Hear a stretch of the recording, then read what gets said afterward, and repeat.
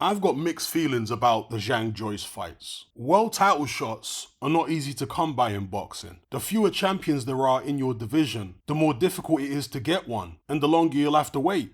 Many fighters never get world title shots, and others end up waiting for so long that by the time their first title shot comes around, they're already past their best. One way to earn and guarantee yourself a world title shot is by defeating another highly ranked contender in a final eliminator. The sanctioning body will then order the champion to fight you, usually within a year.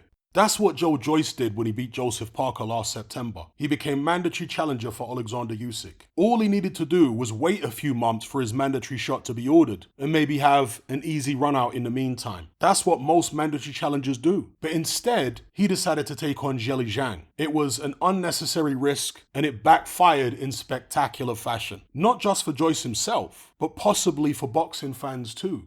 Because if there's one boxing adage that rings true above all others, it's styles make fights. Boxing is rock, paper, scissors, as Dwyer likes to say. It's chess, not checkers. Just because fighter A beats fighter B and fighter B beats fighter C, it doesn't necessarily mean that fighter C can't beat fighter A. This has been proven time and time again. So while I enjoyed the Zhang Joyce fights, I would have preferred to see Joyce fight Usyk first to see how their styles matched up, or even Joyce versus Fury. I'm not saying I would have picked him to beat either of those guys, but in my mind, he would have done much better against Usyk in particular than he did against Zhang, just because of how the styles match up. There's no way Usyk would have stopped Joyce. So Joyce would have had 12 rounds to land a potentially fight-ending body shot. And in light of what happened in the Usyk-Dubois fight, that possibility doesn't seem so far-fetched now, does it? And if Joyce wound up losing to Usyk on points, he could have still fought Zhang after that, maybe in an eliminator. But he decided to take the less prestigious, but more physically dangerous fight first,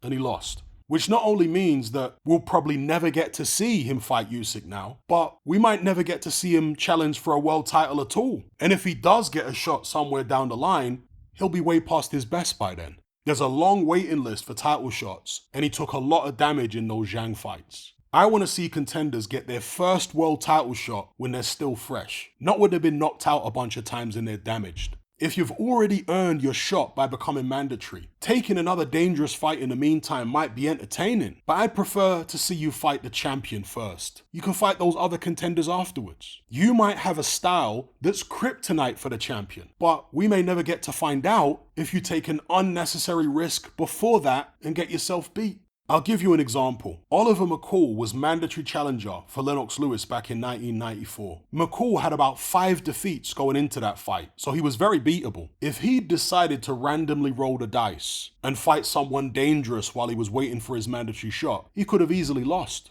Whoever took his spot may have been an easier style matchup for Lennox Lewis, and therefore would never have seen that upset. And as I've said many times, upsets are good for boxing. The bigger the better, and there's nothing bigger than a world title upset. The majority of champions will not take on dangerous contenders voluntarily. So most talented fighters have to fight their way into a mandatory position by winning elimination bouts against other contenders. If you're not willing to do that, then chances are you'll never get a world title shot, at least not in your prime. You'll probably be sitting out in the cold making no money forever.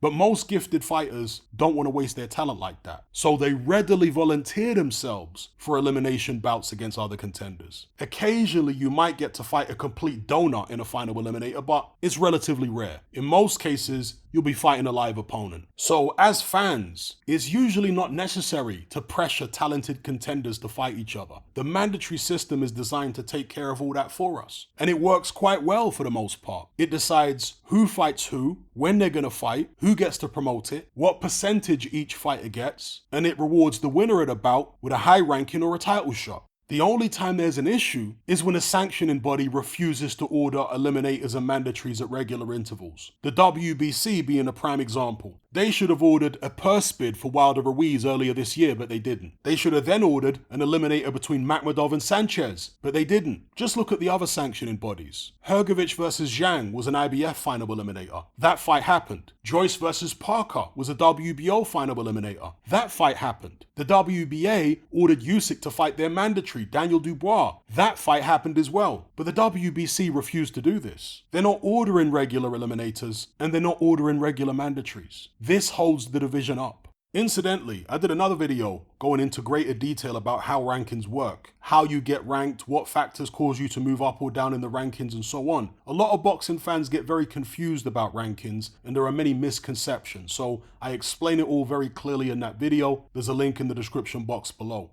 As a mandatory challenger, you should never allow fanboys of certain champions to make you feel like you need to keep taking dangerous fights while you wait for your title shot. You've already had to take a dangerous fight to become mandatory in the first place, in most cases. And the fight you're about to have with the champion is usually dangerous too. It's not like you're gearing up to fight a bum, but some fans will apply that pressure on you because they want to protect the champion from you, or because they want to protect another champion's reputation. Perhaps there's a champion who's cherry picking bums and he's getting a load of criticism for it, so his fans try to deflect the criticism onto you and onto other contenders. They'll try and push the idea that contenders need to be held to the same standard as champions, which is completely absurd. Why? Well, because number one, champions are the flag bearers of the sport. They are the public face who most people know and recognize, so their actions have much greater impact on the reputation of boxing. Number two, because they're supposed to be the best. World champion means you're staking your claim as the king of the division. And number three, because champions have special privileges that contenders don't have. For example, being a champion automatically allows you to command bigger purses. When a champion fights a mandatory challenger, the money is split 70-30 in the champion's favor. If a champion cherry picks the weakest contenders for voluntary defenses for several years in a row, he doesn't lose his position as champion. Whereas in most cases, there are exceptions, but in most cases, if a highly ranked contender were to exclusively fight people ranked way below himself for several years in a row, he'll lose his position. He'll start to slide down the rankings. So contenders usually get penalized for cherry picking, whereas champions do not. So of course champions should be held to a higher standard than contenders in order to justify all the privileges they have. Of course we should put them under more pressure. Their position needs to be under constant threat. Champions should have better resumes and tougher fight schedules than contenders do. But fanboys are actually arguing for the inverse of that. If they had their way, top contenders would all be beating each other up in back-to-back fights, while their favorite champion gets to cherry pick easy voluntary defenses, then fight a shot-worn mandatory once every 18 months. They'd love that. Anyway, I'll expand on this aspect in a separate video. And before I go, I want to give a shout out to all the new subscribers to my Patreon page. I cover loads of different topics in my weekly podcast, as you can see on screen right now, from current events to deep dives down the rabbit hole and everything in between. I'm really enjoying the feedback and the discussions we've been having on there lately. So if you'd like to join the conversation, just click the link in the description box below. Are you sick and tired of the mainstream mindset? Does the dogmatic conformity and pathological ignorance have you tearing your hair out in frustration? Then don't be alone. Come and join our brotherhood on Patreon. We stand as a beacon of reason against an army of insanity. You'll gain access to my weekly topical podcast, where we take more deep dives than Jacques Cousteau on an endless variety of subjects. There's also videos, interviews, live Q&As, as well as a vast back catalogue of previous episodes, including my popular Confessions of a Nightclub Bouncer series. You can listen via the Patreon app or download in high-quality MP3. Connect with myself and hundreds of other members in our Element chat group. There's no contract, no commitment, you can cancel at any time, and it's cheaper than a Mickey D's McMuffin. Just head to my Patreon page via the link below this video and select the tier called the Brotherhood of Reason. I'll see you over there.